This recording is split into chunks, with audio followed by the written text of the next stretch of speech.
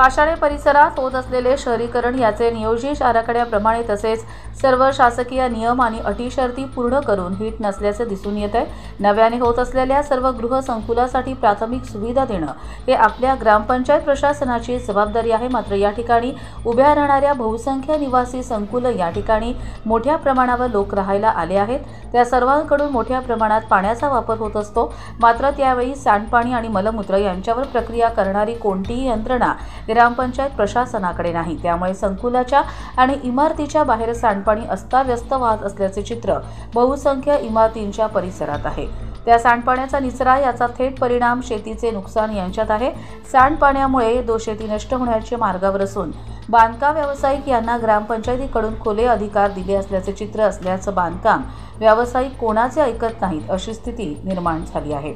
त्यामुळे शेतीचे नुकसान टाळण्यासाठी आणि शेतकरी जगला पाहिजे यासाठी पाषाण ग्रामपंचायतमधील प्रशासक यांनी कठोर होण्याची वेळ आली आहे। बांधकाम व्यावसायिक यांना अकृषिक दाखला रायगड जिल्हाधिकारी आणि नगर रचना विभाग देत असते। त्यावेळी रेन वॉटर हार्वेस्टिंग प्रकल्प, सांडपाणी व्यवस्थापन प्रकल्प बंधनकारक केले जातात।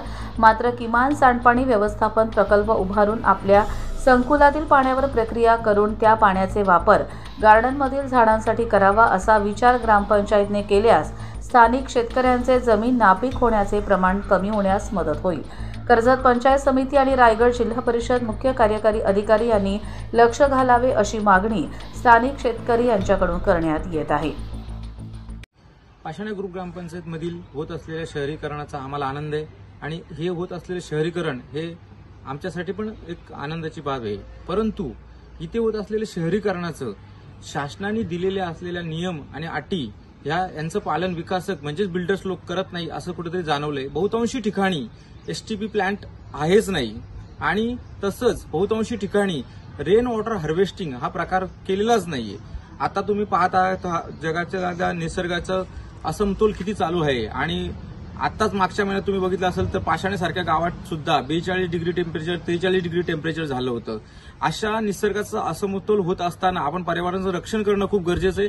त्या हेतूनी सर्व बिल्डर्सनी शासनाचे जे नियम दिलेले आहेत, प्रॉपर एसटीपी प्लांट बनवणं तसंच रेन वॉटर हार्वेस्टिंग हा बनवणं हे खूप महत्वाचं आहे। कारण आज विकासक बिल्डर्स प्रोजेक्ट पूर्ण करतील त्यानंतर निघून गेल्यानंतर जे सोसायटीतील नागरिकांना त्रास सहन करावा लागेल तो नाही झाला पाहिजे अशी माझी सर्व बिल्डरांना विनंती आहे। त्यामुळे त्यांनी शासनाच्या ज्या अटी दिल्या आहेत त्या अटींप्रमाणे काम करावं अशी माझी विनंती आहे। तसेच मलाही प्रश्न पडलेला आहे की बऱ्याच ठिकाणी शासनाने सुद्धा ओसी दिलेली आहे, परंतु त्या बिल्डिंगमध्ये जर रेन वॉटर हार्वेस्टिंग आणि एसटीपी प्लांट नसेल तर ओसी कुठल्या बेसवर प्रशासनाच्या अधिकाऱ्यांनी दिली हाही प्रश्नचिन्ह माझ्यासमोर पडलेला आहे। तरी मी तुमच्या माध्यमातून सांगू इच्छितो सर्वांना की निसर्गाचं रक्षण करण्यासाठी किंवा पर्यावरणाचा समतोल राखण्यासाठी आपल्याला एक पाऊल पुढे होऊन सर्वांनी हा लढा लढवावा लागेल। रेन वॉटर हार्वेस्टिंग ही काळाची गरजच आहे। त्यामुळे आपणास विनंती करतो बिल्डरांना सर्व की हे पूर्ण करावं आपण।